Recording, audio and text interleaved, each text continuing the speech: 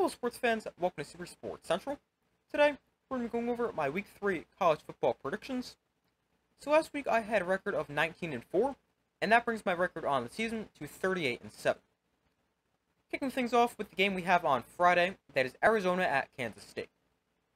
So this is a big game early in the season for both teams, and despite both teams playing in the Big 12, this is actually a non-conference game, as it was scheduled before Arizona joined the conference. But this is probably the best game of the week, and I think this is going to be a great game.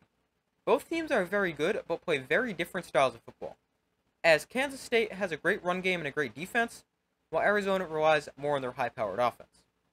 Now, I do think both teams will find offensive success, but I think this game will be decided by one team's defense getting a few big stops late in the game. Arizona's defense has been okay so far this year, allowing 24.5 points a game and 149 rushing yards a game.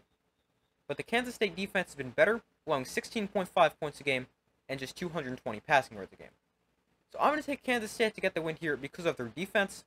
Now, it is very hard to stop Noah Fafita, Teddy McMillan, and this Arizona offense, but I think the Kansas State defense can at least slow them down, and I think that'll be the difference. Kansas State is also home, and I've got Kansas State in a close one, 31-27. Moving on to the rest of the games, all on Saturday, beginning with Alabama at Wisconsin. So this is actually Alabama's first regular season game against a Big Ten opponent since 2015, when they also played Wisconsin. But this is an interesting game, as these teams play very different types of football, as Wisconsin is a slower, more run-first team, like your classic Big Ten team, whereas Alabama is the team with better athletes and more speed. Now, Wisconsin needs to play a great game if they want to have a chance in this game, as their defense has been solid, but now faces the task of stopping an Alabama offense, which is averaging 52.5 points a game. Then on the other side of the ball, Wisconsin's offense needs to have a big game, because I don't really think the defense can hold Alabama to a low point total. Now, I don't really trust the Wisconsin offense, as they have not hit 30 points in a game yet this season, and they've played Western Michigan and North Dakota. Now, they play against an Alabama defense that is allowing just 8 points a game. I don't think Wisconsin's offense is going to be able to score much, especially against good Alabama defense. And I've got Alabama with the win, and I really don't think it'll be close. Alabama wins 41-13. Moving on, we've got Tulsa hosting Oklahoma State. So Oklahoma State suffered a scare last week against Arkansas, where they needed double overtime to win. But Oklahoma State now gets a much easier opponent in Tulsa, who's 1-1. Oklahoma State is much better than Tulsa, although their numbers on the season are pretty similar. But when you actually compare the teams, Oklahoma State is much better. That's the difference here, and Oklahoma State wins easily, 45-20. Next game, we've got South Carolina hosting LSU. So South Carolina has gotten off to a really weird start this season, as they barely beat Old Dominion in Week 1, but then last week they destroyed Kentucky 31-6, and their defense was insane. Now, the South Carolina defense has a tough task of stopping a good LSU offense, but LSU actually hasn't gotten off to the greatest start. They're 1-1 on the season and scoring just 32 points a game while allowing 24 points a game. Now, I could see an upset win here for South Carolina, as their home and their defense is good, or at least can be good when they want to be good. And if a team is going to win a low-scoring game here, I think it will be South Carolina. Now, while I think an upset can happen, I don't think it will. I think LSU is going to win this game. Quarterback Garrett Nussmeier has gotten off to a great start this season. He's actually tied for second in the country with 8 passing touchdowns. I think we'll have a good game and lead LSU to the win. But it won't be a pretty game for LSU. I've got them winning 28-20. Next game, we got Arkansas State at Michigan. So Michigan is looking for a bounce-back win after a horrible game last week against Texas, and they now face an Arkansas State team that has won 2 close games. As Arkansas State beat Central Arkansas, who was an FCS team, they won that game by 3, and then they beat Tulsa by 4. The Arkansas State defense is pretty bad, allowing 27.5 points a game and nearly 200 rushing yards a game, and that's going to be a disaster against a great Michigan rushing offense. Then the Arkansas State offense is decent, but I don't think they'll find much success against a strong Michigan defense. Michigan needs a bounce-back win after a bad loss to Texas. I think they'll get it, although I do think this game will start being somewhat close before Michigan pulls away late. But Michigan does end up with what looks like a pretty convincing win, 34-13. Moving on, we've got Missouri hosting Boston College. So Boston College is ranked in the top 25 for the first time in 6 years. and BC is ranked after beating Florida State and an FCS team, Duquesne. But Boston College now has to face a Missouri team that has gotten off to a great start this season, outscoring their opponents 89-0 in their first two games. Boston College is a run-first team, averaging 284 rushing yards a game and 5.8 yards a carry. But they now face a Missouri defense that is one of two defenses to not allow a single point yet this season, and a defense that allows just 86 rushing yards a game and 2.6 yards a carry. And if Boston College can't run the football, then I really don't like their chances. Because Missouri has allowed just 82 passing yards combined in their two games, plus Boston College quarterback Thomas Castellanos is a great runner, but not a very good passer. Then the Missouri offense is great, and they face a Boston College defense that is good, allowing 6.5 points a game so far. And while Missouri has been great to start the season, they now face a much tougher task in Boston College. And I don't know how much Boston College will score if they can't run the football, but I've got Missouri winning this one by a score of 27-13. Next game, we got Purdue hosting Notre Dame. So Notre Dame needs this game in the worst possible way, after they had a brutal loss to Northern Illinois last week, and they looked terrible on both sides of the ball. Notre Dame quarterback Riley Leonard is dealing with a shoulder injury, which is his non-throwing shoulder, although he is expected to play.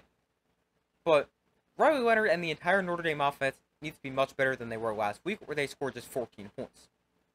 Now for Purdue, they've played just one game this year, and we really don't know a ton about them still, as their one game was a 49-0 win over an FCS team, Indiana State. But Notre Dame is the better team here. They're going to get the bounce-back win. I think their offense is going to start to play better. I think they'll be able to run the football effectively. Their defense is going to be back to playing dominant football like we're used to seeing from the Notre Dame defense. And Notre Dame gets back on track with a convincing 41-10 win over Purdue. Next game, we have a rivalry game that is Oregon at Oregon State. So Oregon has gotten off to a slow start this season with close wins over Idaho and Boise State. But it's been a similar situation for Oregon State, as they have close wins over Idaho State and San Diego State. Now, Oregon has been pretty good offensively to start the season, and quarterback Dylan Gabriel has been great. Now, while Oregon State has been pretty good against the pass, I don't really think they'll be able to stop a great Oregon passing attack. The Oregon State offense has done a lot of their work on the ground, and I think they could find success doing so, as Oregon State was run over last week by Boise State, and they're allowing 135 rushing yards a game.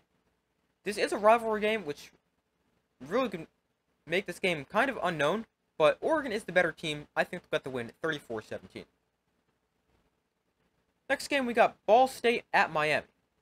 So Miami has looked great to start the season. Quarterback Cam Ward has been one of the best quarterbacks in the country, and he now faces a Ball State defense that is allowing over 250 passing yards a game and 34 points a game. This is going to be another big game from the Miami offense, which is averaging 48 points a game. And on the other side of the ball, Ball State's offense has been good, scoring 40 points a game, but they're not going to find that type of success against Miami. You always have to be aware of the potential for an upset, what happened in Notre Dame last week, but Miami's going to win this game big. I've got them 45-13. Next game, we got Oklahoma hosting Tulane. So I think Tulane is a good team. They played a close game against Kansas State last week and only lost by 7. And they now face an Oklahoma team that was pretty bad last week, barely beating Houston. Now, Tulane is a team with a good offense, good passing attack, and a great run game. And they face an Oklahoma defense that has been good against the run and the pass to start the season. Now, on the other side, the Oklahoma offense is good, but was horrible last week. And the Tulane defense is good, but did give up points against a good offense last week. This is a game where, if Tulane was home, I would probably pick them to get the upset win. I just don't see them going on the road at Oklahoma and getting the win. I would like to pick Tulane, but I just don't see them pulling off the upset on the road.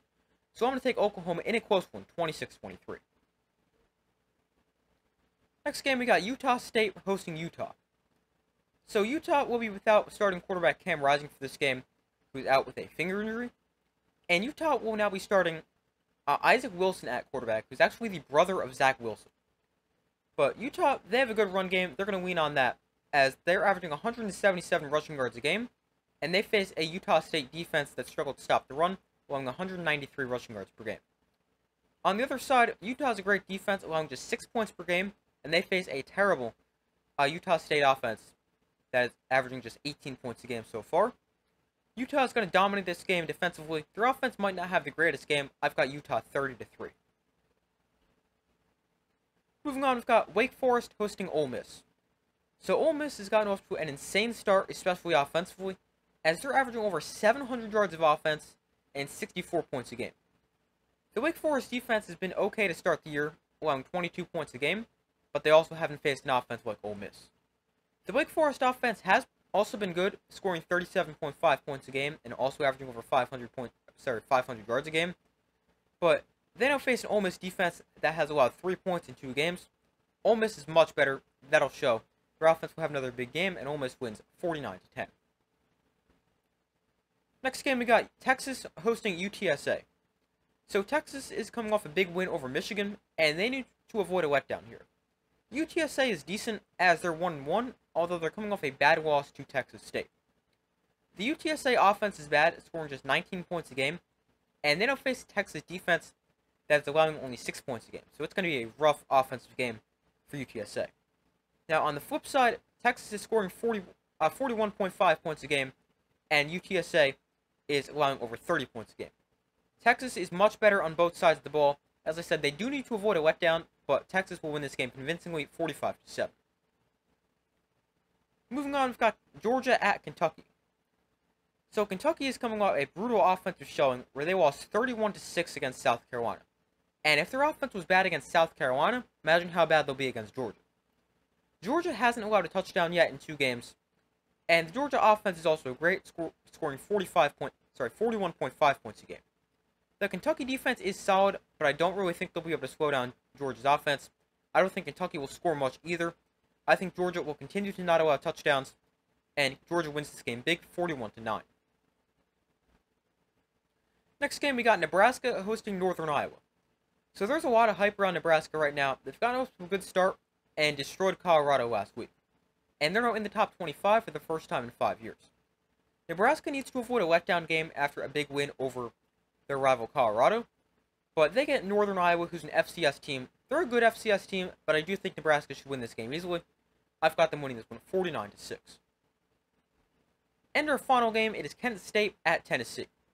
Tennessee has been great to start the season. They destroyed an FCS team, Chattanooga. I believe the score was 69-3 in that game. And then last week, they annihilated a good NC State team, 51-14. They now face Kent State, a team who just lost to an FCS team. Tennessee has been insane. That's going to continue. Kent State's been terrible. That's going to continue. Tennessee wins huge. I wouldn't be shocked to see them put up maybe 70 points.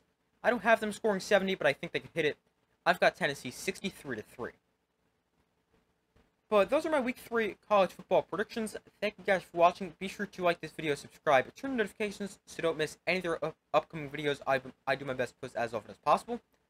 Make sure to check out the community tab of my channel, where you guys can vote on who you think will win some of this week's big games. But thank you for watching. Be sure to like this video, subscribe, turn on notifications. I do my best to post as often as possible, and I will see you in the next video.